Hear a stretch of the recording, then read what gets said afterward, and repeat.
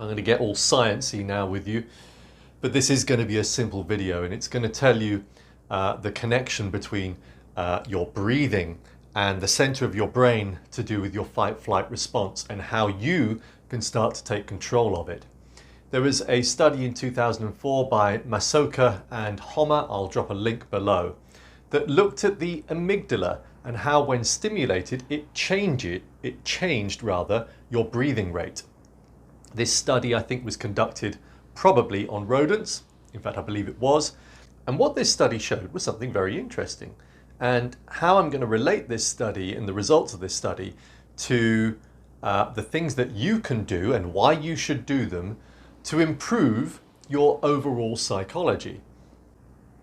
Let's start off with, what is the amygdala? Well, the amygdala is a part of the brain that is connected to your emotional state. Now, I regard many of the different personalities I have up there, and believe me, we all have sub-personalities, I regard them all as friends. However, it's just occasionally that those friends don't necessarily react in an appropriate fashion. So let's talk about the amygdala, because this bit of the brain, if there was a personality attached to it, it really would be one of those annoying friends that keeps prodding you with inappropriate statements and really just keeps, when you're on a good path, just keeps pulling you back to that path that's not serving you well. So the amygdala is connected to our fight-flight reaction. It's a really useful bit of the brain when faced with real danger. So if we're faced with a tiger or a lion that's about to run down and give us a bite on the bum, then the fight-flight reaction is pretty handy. We either fight it off, if even that's possible, or we climb a tree. Probably not a good idea if it's a big cat, because they can climb too, but it's going to teach you to do something. It's going to prod you to do something to try and save you from harm. And it will increase things like adrenaline and cortisol, make you stronger and faster.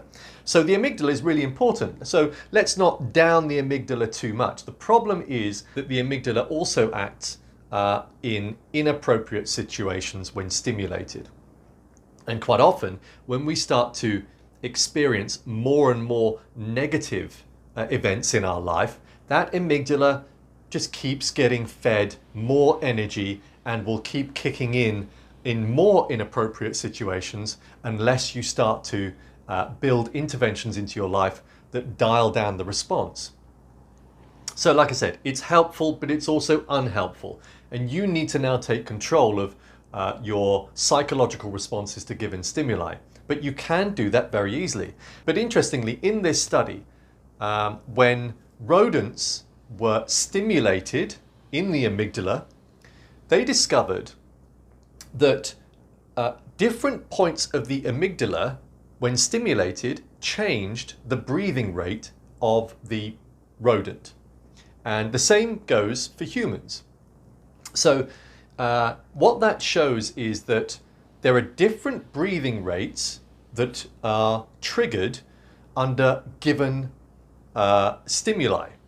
So, for example, shock would immediately incorporate an increase in your breathing pattern. But that same shock could be different to another fear-based response. Maybe that would cause an even faster breathing pattern. Especially if it was fight-related. You know, your breathing rate would probably increase even more. So what's interesting is that connection between the amygdala and your breathing rate.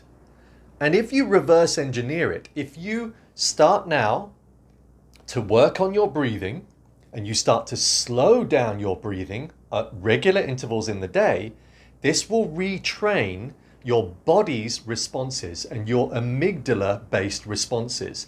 It will strengthen your resolve. It will strengthen your whole system. It will upgrade your psychology. So when you're next in a situation that only really warrants an appropriate response, that might be a verbal response to another of your work colleagues, or it could just simply be a response of causing an immediate brief period of fight-flight before choosing an appropriate response of just choosing to walk away from the situation. rather than inflating your ego or getting angry or choosing another form of inappropriate behavior given that situation.